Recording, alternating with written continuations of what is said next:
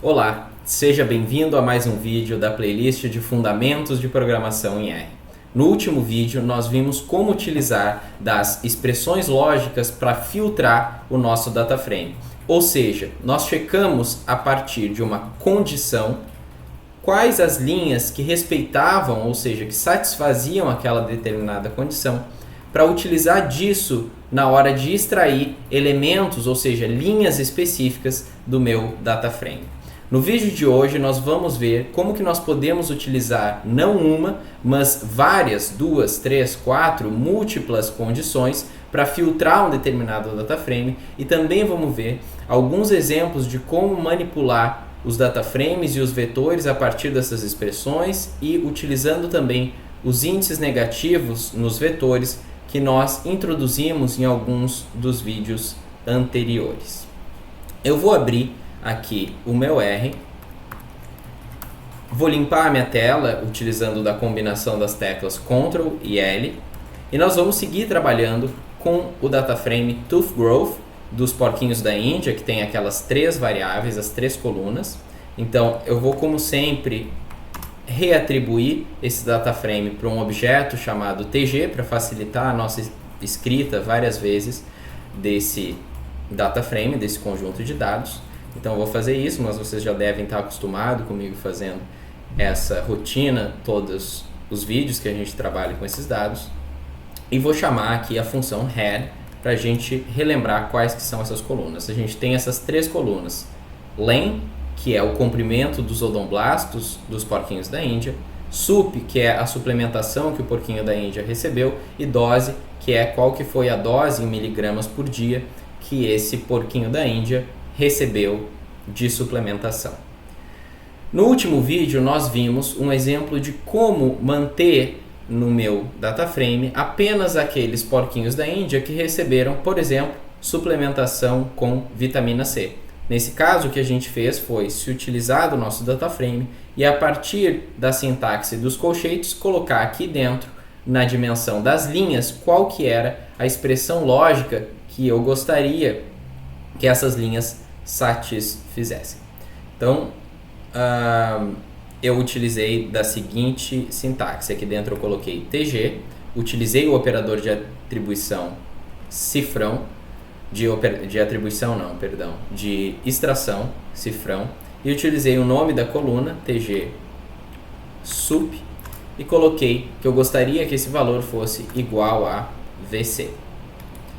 Coloquei a minha vírgula e à direita da vírgula eu não coloquei nada. E o que isso quer dizer? Relembrando, quer dizer que eu quero manter no meu dataframe todas as minhas colunas. Quando eu deixo uma determinada dimensão em branco, quer dizer que eu quero manter todos os elementos daquela dimensão, ou seja, todas as minhas colunas. Se eu rodar isso daqui, esqueci de fechar as minhas aspas, se eu rodar isso daqui agora, eu tenho todos os 30 porquinhos que foram suplementados com vitamina C. Porém, vocês percebam que esse exemplo aqui, a gente tem apenas uma condição sendo testada. Mas pensem comigo, eu posso ter, por exemplo, um estudo onde eu quero trabalhar apenas, por exemplo, com a população feminina, então eu vou querer apenas as mulheres do meu estudo, vou querer criar um subconjunto com essa informação e também apenas aquelas mulheres que sejam mais velhas do que 60 anos. Então eu quero trabalhar com mulheres idosas, mas eu tenho dentro da minha amostra dados coletados de homens, crianças, adolescentes, adultos e idosos, mas eu preciso então filtrar essa minha base de dados. Nesse caso a gente tem 3 colunas, mas eu poderia, nesse exemplo dos dados Tooth Growth, querer, por exemplo, vamos voltar aqui à nossa função head para ver as 6 primeiras linhas do nosso dataframe. Eu poderia querer trabalhar apenas com os porquinhos da Índia que foram suplementados com suco de laranja, ou seja, que o valor dessa variável sup é OJ, e também que tenham tido pelo menos 8, ou seja, até 8.8 de comprimento dos odomblastos no final desse tratamento. Então eu gostaria de testar 2 condições, ou seja, a primeira seria, eu quero que a variável de suplementação do porquinho da Índia tenha sido OJ, ou seja, suco de laranja, e a segunda condição é que o comprimento dos odomblastos, ou seja, essa variável len, que ela seja menor do que 8,8, ok? Como que a gente faz isso? Para isso, a gente precisa introduzir um novo operador que se chama E. E a gente representa esse operador E aqui dentro do R com o E comercial, que é esse símbolo aqui, que no meu teclado eu consigo montar ele com Shift e 7 aqui no meu teclado, certo? Então, esse operador ele vai nos permitir testar não uma condição, mas múltiplas condições, e as linhas vão precisar respeitar ambas estas condições. Então vamos ver um exemplo aqui. A sintaxe é muito parecida. Eu vou pegar o meu dataframe TG e vou utilizar a seguinte condição. TG sup é igual a OJ, ou seja, aqui eu estou testando que a variável de suplementação deve ter o valor OJ. Vocês percebam que aqui eu coloco dois sinais de igual. É dessa forma que a gente testa igualdade dentro de uma expressão lógica aqui no R. E em programação em geral é muito comum em várias linguagens de programação que a gente se utilize dessa sintaxe de dois sinais de igual. E a gente vai utilizar então o nosso E, a gente representa isso com esse E comercial. E a gente vai colocar a nossa segunda condição aqui, que eu quero que a minha variável tglen seja menor do que 8,8. Vou colocar vírgula aqui e deixar em branco a dimensão das colunas que fica à direita da vírgula. Se eu rodar isso daqui, a gente vê que o R me retorna apenas uma linha, um dataframe com uma linha. Por que isso? Porque apenas uma linha das minhas 60 linhas, dos meus 60 porquinhos, foi suplementado com suco de laranja e teve o comprimento dos odomblastos registrado menor do que 8,8. Ou seja, ele respeitou ele satisfez ambas as condições que eu quis testar, certo? Eu poderia também ter feito outras condições, como por exemplo, eu quero apenas os que têm menos que 8,8 no comprimento, mas que foram suplementados com vitamina C. Nesse caso, eu tenho aqui 10 porquinhos da Índia. Todos eles, vocês vejam que foram suplementados de fato com vitamina C e todos eles tiveram comprimento dos odomblastos menor do que 8,8. Ok? Mas existem casos onde nós não vamos querer testar necessariamente que uma linha ou que um registro satisfaça ambas as condições, mas sim que ele satisfaça pelo menos uma das condições. De que forma que a gente pode testar isso aqui dentro do R? A gente pode utilizar um novo operador que se chama OU. E a gente representa esse operador com um símbolo que a gente chama de pipe, que é essa barra vertical que eu coloquei ali em cima para vocês. Essa barra vertical, em geral, no teclado, a gente consegue criar ela pressionando o Shift juntamente com a contrabarra, ou aonde tiver no teclado de vocês esse símbolo da barra vertical, e a gente consegue, segurando o Shift, então inserir essa barra vertical. E ela indica o ou seja, quando a gente quer testar que uma determinada linha respeitou pelo menos uma das condições, ou seja, se ela respeitou a primeira condição, a segunda condição ou ambas as condições até, nós podemos utilizar esse operador OU. Então vamos testar agora se a gente consegue extrair um subconjunto desse dataframe onde o porquinho apresentou pelo menos uma das seguintes condições: comprimento dos odomblastos maior do que 28 ou dose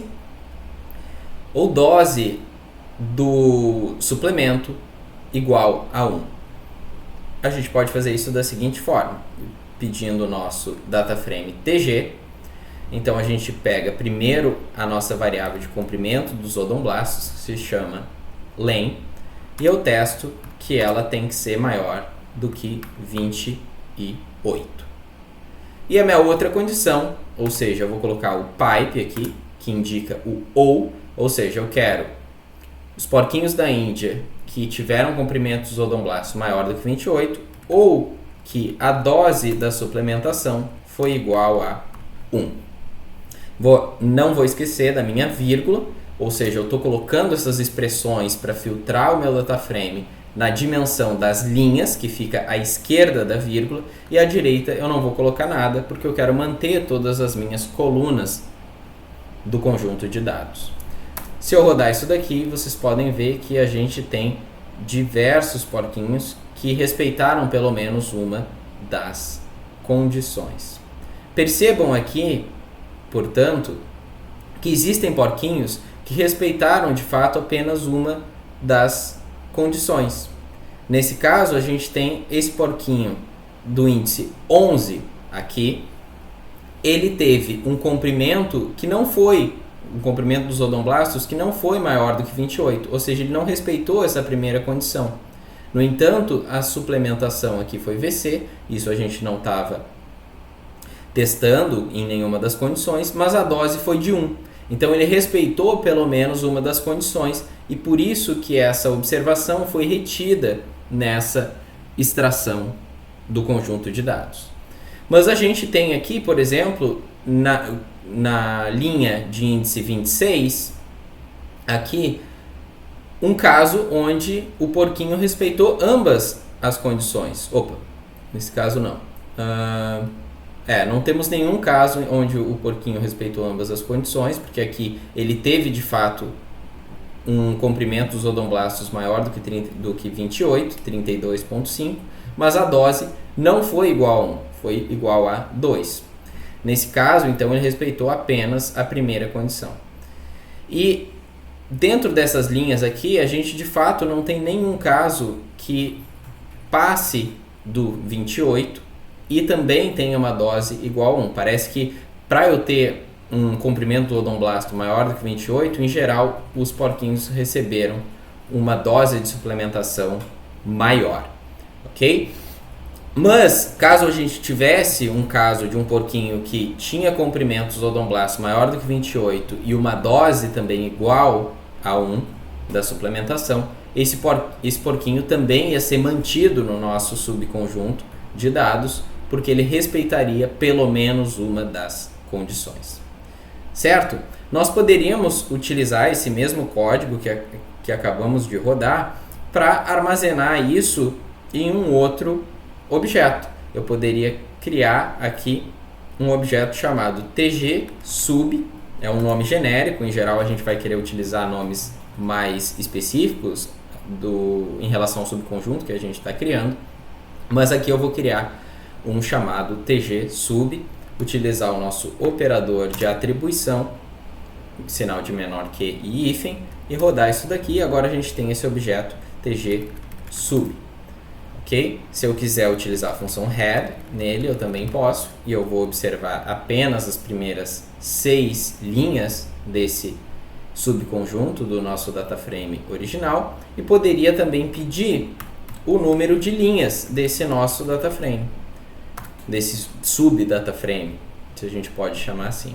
E a gente vê que tem 25 linhas. O que quer dizer? Quer dizer que dos 60 porquinhos da Índia que nós tínhamos inicialmente, 25 deles têm pelo menos um comprimento maior do que 28 ou tem uma dose de suplementação, recebeu uma dose de suplementação igual a 1. Não necessariamente esses 25 porquinhos respeitam ambas as condições, mas eles respeitam pelo menos uma daquelas condições. Ok? Eu quero mostrar mais uma coisa para vocês em relação ao conteúdo que a gente viu em uma outra aula sobre os dataframes, que é quando nós criamos subconjuntos e nós removemos ou extraímos algumas colunas específicas do nosso dataframe. Existiu um exemplo onde nós fizemos o seguinte: nós colocamos aqui na dimensão das colunas os índices 1 e 3 para extrair, para manter no nosso subconjunto apenas as colunas primeira e terceira, ou seja, o comprimento dos odomblastos e a dose da suplementação. Se eu rodar isso daqui, a gente pode ver que tem as nossas 60 linhas e a gente tem apenas a primeira coluna e a terceira coluna. Essa é uma forma que nós vimos de extrair colunas do nosso data frame utilizando do índice, utilizando da posição da coluna.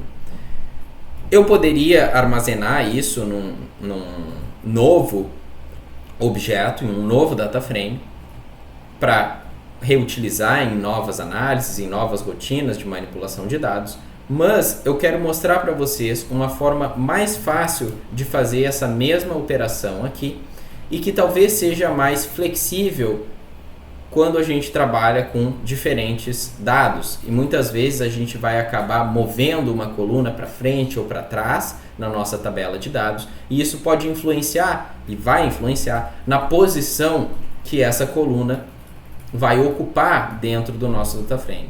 Então eu quero mostrar para vocês que também é possível fazer essa mesma indexação nos data frames, no caso nas colunas dos data frames, através do nome das colunas. A gente poderia substituir isso pela seguinte sintaxe: TG, abre e fecha colchetes, e aqui eu vou colocar o seguinte, vírgula, ou seja, eu vou deixar em branco a dimensão das linhas, eu não quero mexer em nenhuma das linhas, quero manter as minhas 60 linhas, mas aqui dentro do meu vetor eu não vou colocar os índices, mas vou colocar o nome das minhas colunas, como um vetor de caractere, um vetor de texto, de strings. Então eu vou colocar aqui o primeiro nome que eu quero manter, que é a da coluna len, do comprimento dos odomblastos, separado por vírgula, vou colocar dentro de aspas a segunda coluna que eu quero manter, que é a terceira coluna da base de dados, mas agora eu não preciso mais saber a posição se eu sei o nome dessa coluna, que é dose.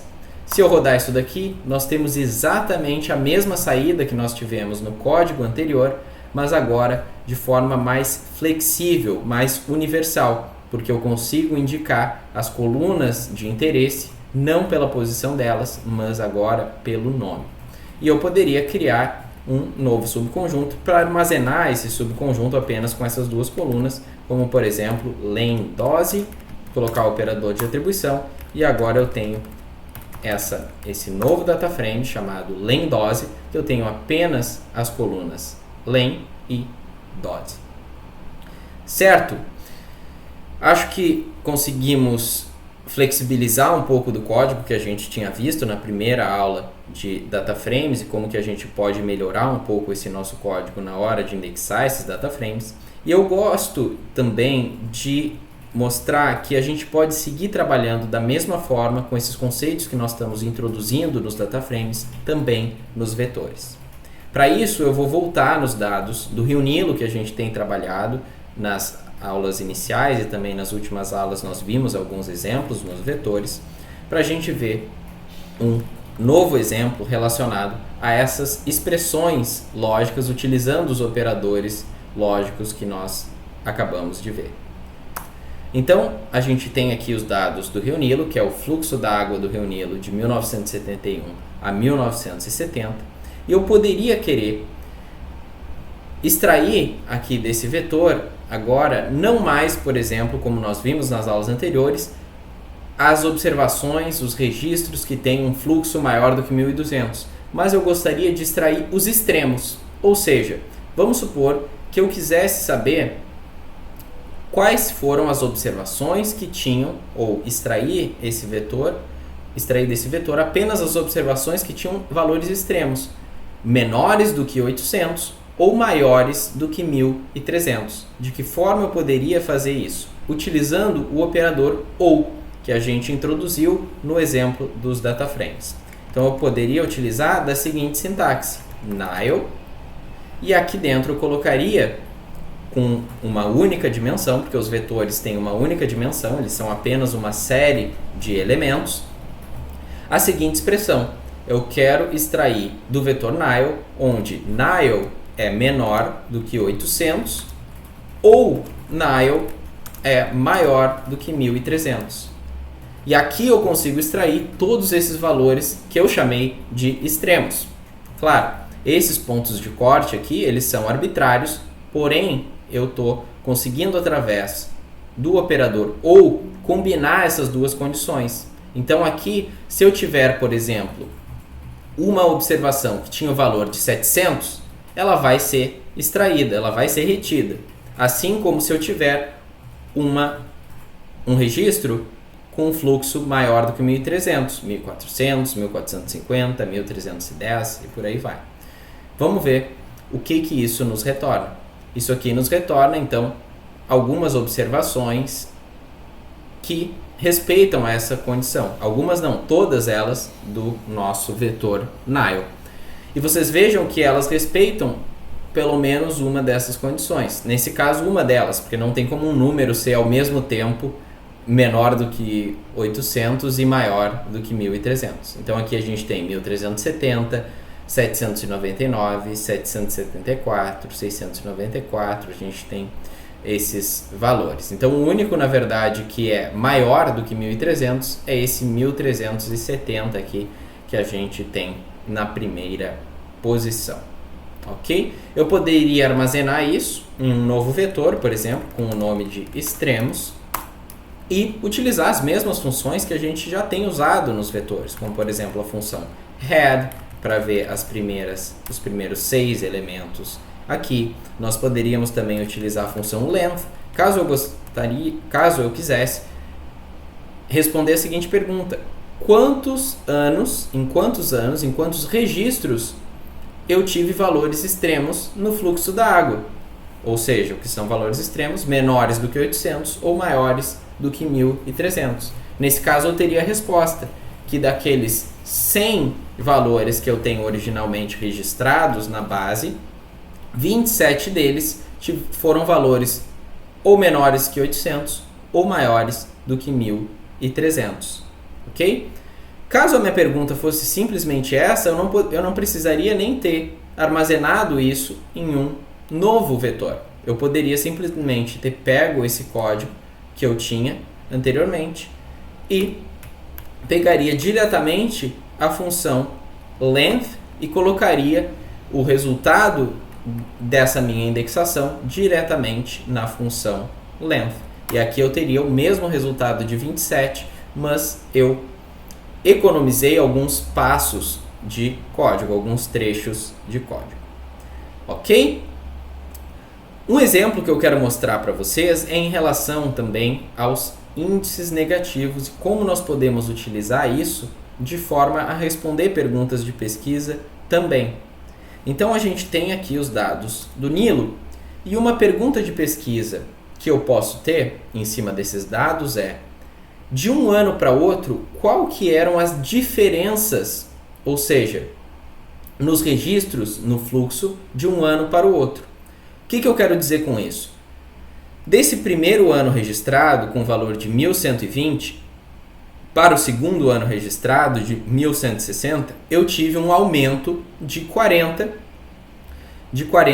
metros, 10⁸ metros cúbicos, que é a unidade de medida a qual esses valores estão. Então eu fui de 1120 para 1160, tive um aumento de 40.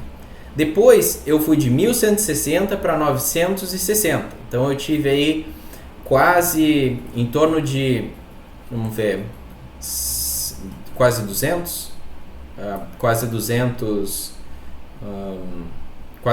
não, em torno de 100 eu tive uma diminuição aqui nesses valores. Como que eu poderia calcular para cada um desses elementos aqui? Se eu fizesse esse cálculo na mão, vocês viram que eu já tive dificuldade aqui de calcular do segundo para o terceiro elemento.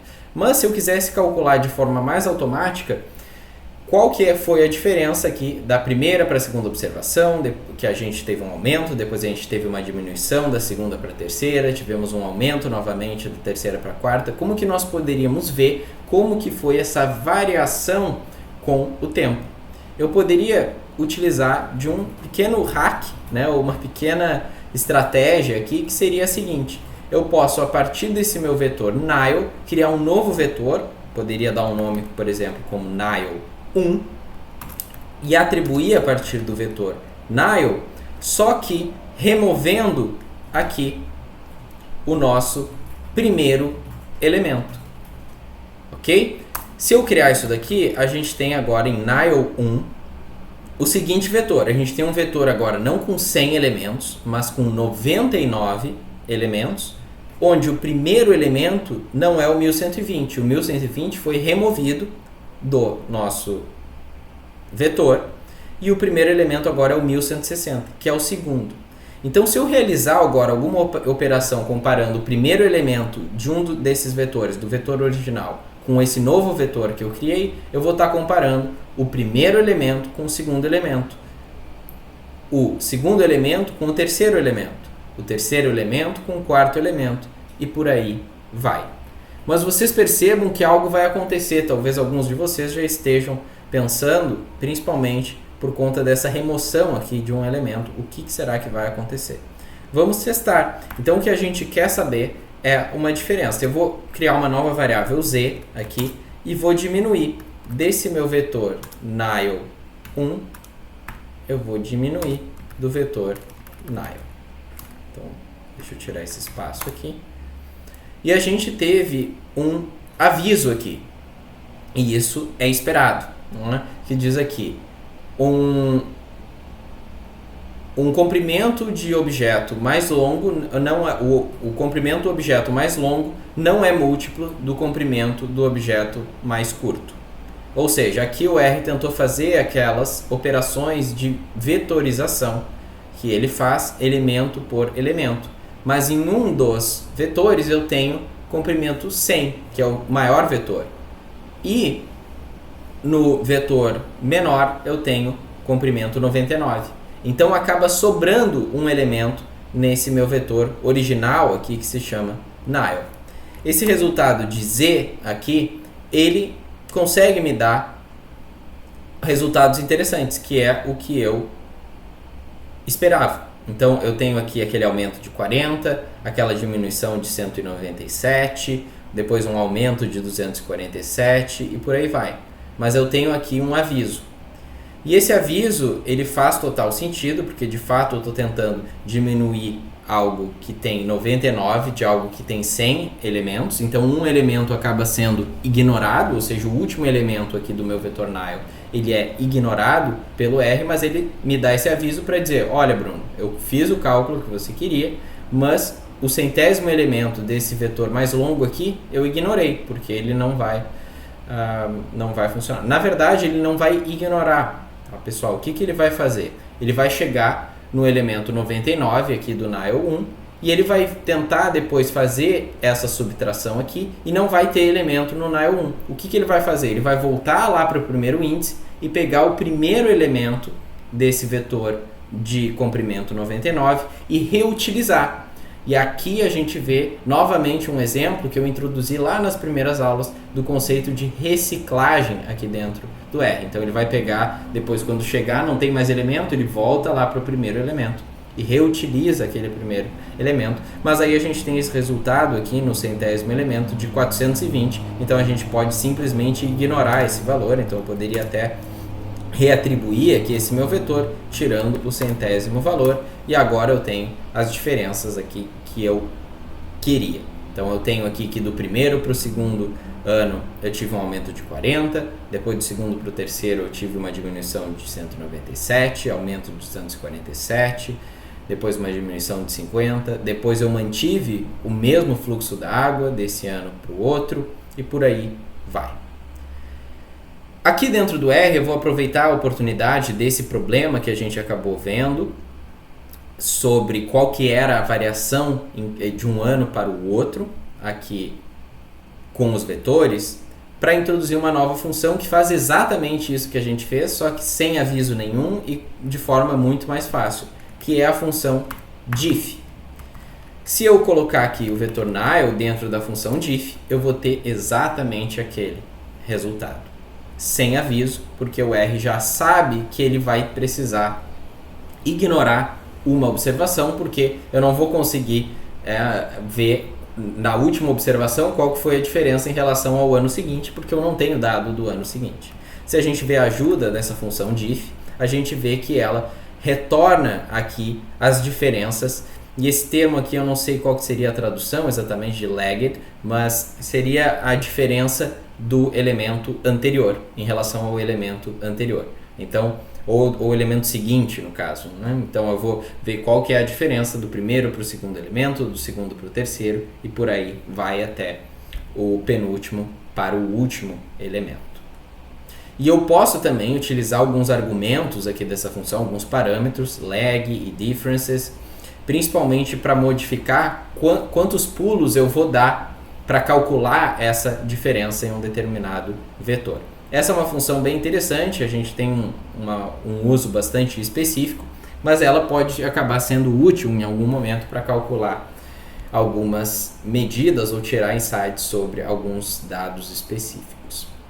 A última coisa que eu quero mostrar aqui é em relação ainda à indexação, mas no caso de vetores. Então vamos supor que eu tivesse um vetor aqui com os valores 5, 12, 13, 8 e 168. Então eu tenho esse vetor aqui de 5 elementos. E uma propriedade legal que eu posso fazer quando eu trabalho com a indexação em índices, com as posições de elementos, é trocar esses elementos de lugar. Então, vamos supor que eu atribuísse aqui no vetor y, vamos fazer fora de uma atribuição primeiro para ver o que vai ser retornado. Então eu poderia pegar esse vetor x e através dos índices 5 e 4 e 5, por exemplo, se eu quisesse extrair esses elementos, eu teria aqui os valores de 8 e 168. Mas eu poderia também, não necessariamente, extrair esses elementos em ordem. Eu poderia extrair eles em uma ordem arbitrária. Então eu poderia primeiro extrair o 5 e depois o 4. E aqui vocês percebam que eu tenho uma ordem diferente. Agora não o 8 está na frente, mas o 168, porque ele é o quinto elemento e depois o quarto. Vocês já estão vendo onde isso está dando. Eu posso reordenar um determinado vetor. Então vamos supor que eu armazene isso daqui em um novo vetor, 5 e 4. Agora eu tenho esse valor aqui armazenado no objeto y, e eu poderia então pegar e reatribuir elementos específicos aqui do meu vetor. Poderia pegar os elementos 4 e 5, que são os elementos 8 e 168, e reatribuir isso a partir do y. E o y é o que? É o 168 e 8. Então, ao invés do meu vetor agora ter os números 5, 12, 13, 8 e 168 nessa ordem, eu vou reordenar eles utilizando essa operação. Ou seja, eles vão ficar agora 5, 12, 13, 168 e 8. Olha que interessante. Se eu vejo agora o meu novo vetor, ou seja, o meu vetor reatribuído, eu vejo que eu consegui reordenar ele. E eu posso fazer isso também, essas extrações aqui, a partir dessas indexações, a partir dos índices, em qualquer ordem que eu queira. Eu posso pegar o primeiro elemento e o quarto elemento, e esses valores não precisam estar em sequência, como nós vimos nas aulas anteriores. Se eu quiser pegar o 4 e o 1, eu posso também.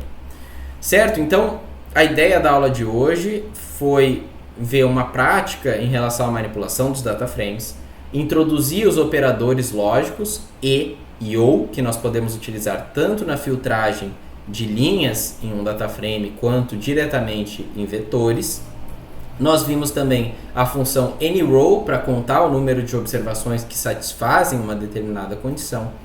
E eu gostaria de passar uma mensagem para vocês que a ideia dentro da programação, principalmente da programação estatística, da manipulação de dados, é combinar esses diversos trechos pequenos de código a fim de, ao final, a gente conseguir atingir objetivos maiores ou resultados maiores a partir da nossa análise. Ou seja, sempre que a gente tem um problema, por mais que ele pareça grande, o nosso objetivo inicial tem que ser dividir esse problema em problemas menores que a gente consiga resolver de forma mais fácil e também com um código mais limpo em geral. Então, uma tarefa que eu deixo para vocês para praticar alguns desses conceitos, principalmente o conceito de operadores lógicos na filtragem de data frames, é utilizando dos dados faithful. Esses dados, vou chamar a função head aqui nesses dados. Esses dados têm aquelas duas variáveis que eu comentei em vídeos anteriores. Essa variável eruptions, que é em relação a um geyser. Então, essa variável eruptions, ela diz qual que foi a duração da erupção de um determinado geyser em um parque nacional nos Estados Unidos. E essa variável waiting, ela diz em minutos qual que foi o tempo de espera até a próxima erupção desse geyser. O que eu sugiro para vocês é que, como exercício, é que vocês tentem criar um subconjunto desse data frame que respeite as seguintes condições: que a coluna da duração da erupção seja maior do que 3, ou seja, uma erupção que tenha durado, que você mantenha no data frame apenas erupções que tenham durado mais do que 3 minutos, e que o tempo de espera para a próxima erupção desse geyser tenha sido maior do que 80 minutos. Então esse é o exercício que eu deixo para vocês praticarem. Podem comentar se vocês conseguiram, se tiveram alguma dificuldade. E espero que vocês estejam gostando do vídeo. Qualquer dúvida, deixem também nos comentários. E desejo a vocês uma ótima semana e nos vemos no próximo vídeo. Até mais!